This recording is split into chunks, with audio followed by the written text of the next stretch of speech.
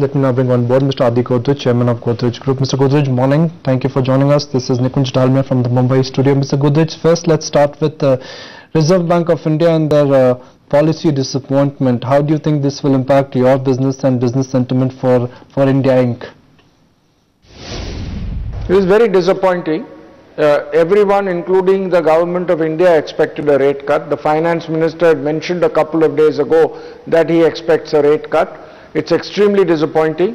We need to revive growth, and the interest rates are far too high, and this keeping high interest rates is not helping cut inflation. Inflation is as a result of the global commodity prices. So it is extremely disappointing to see that there has been no rate cut nor a CRR cut. Mr. Godrej, a lot of industrialists have indicated widespread policy paralysis. Do you agree that this is the case, and what could be done really to address this issue? No, I have never used the word policy paralysis. I believe that it is very important that we need to revive economic growth through reforms. The reform agenda needs to be taken forward, and I do hope the government will take it forward at least after the presidential election is over. Mr. Godrej, let's look at specifics, which is Godrej Properties. Most of the analysts have indicated that company sales booking disappointed for the year FY12. The company has announced an launch of about 17 projects for FY13. So given the kind of environment we are in, do you think a launch of 17 projects is slightly aggressive? See, first of all, your information is incorrect. Our sales were up over 50% last year over the previous year. So our growth has been excellent, and our bookings have also been very high. We continue to launch new projects, we continue to sign new projects. We're a nationwide player. We expect to grow very rapidly in this business. Right. And what is your strategy, Mr. Godrej, to improve the cash flows in FY13? We had an IPP. We are the only company in India to have had an IPP. That has improved our cash flow. We are working on several other measures to improve our cash flow. Our debt equity ratio is at quite a reasonable level after our IPP. Our equity went up, our debt came down, and I think Godrej Properties will continue on its strong forward path. So Godrej, what is the update on the BKC project, and how soon can we expect the project to be completed, and when will revenue start reflecting on the books?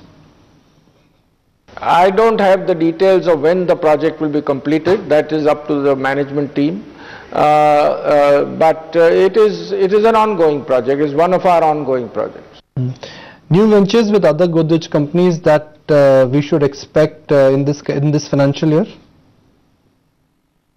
No, it's not a year-by-year thing. We have a major agreement with Godrej & Boyce, which is the owner of the Vikhroli land, and with several other companies which own land across the country in the group, to develop it as a joint venture. In the case of the Vikhroli land, which is owned by Godrej & Boyce, Godrej Properties will be the development manager, where for all future developments in Vikhroli, which is of course in hundreds of acres, it will receive a development manager fee, which will be 10% of the value of the project. All the investment will be made by Godrej & Boyce.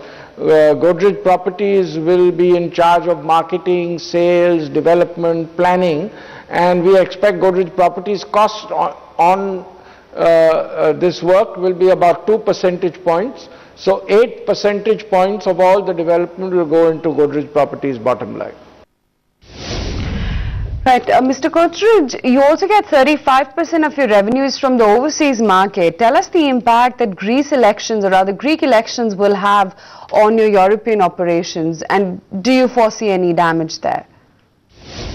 We don't have much European operations. The only operations we have in Europe is in the UK, and the Greek election will have absolutely no impact on Godrej Consumer Product, and our international revenue as a percentage of our total revenue is running at about 40% currently. Do you see the new packaging norms opening a market for unbranded products and could depress sales for some of the listed players like Godrej? No, not at all. I think it has nothing. It will be the contrary. I think the FMCG business is doing very well, especially in personal and household care. Mr. Godrej, is there any price revision expected in the products of the company? No, that price revisions is something a brand manager does. I, as the chairman, don't pay any attention to it. It is done by brand managers from time to time, as required, as the business requires. And finally, any big acquisitions planned for FY13? Well, we don't talk about acquisitions with the media. We have to first announce it to the stock market. But we have announced a major acquisition, which is the Darling Group in Africa, which has manufacturing operations in 14 countries in Africa. It is to be acquired in 3 legs.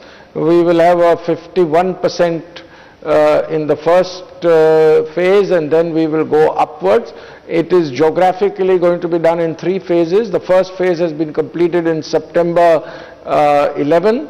The second phase will be done in September 12, and the third phase in September 13.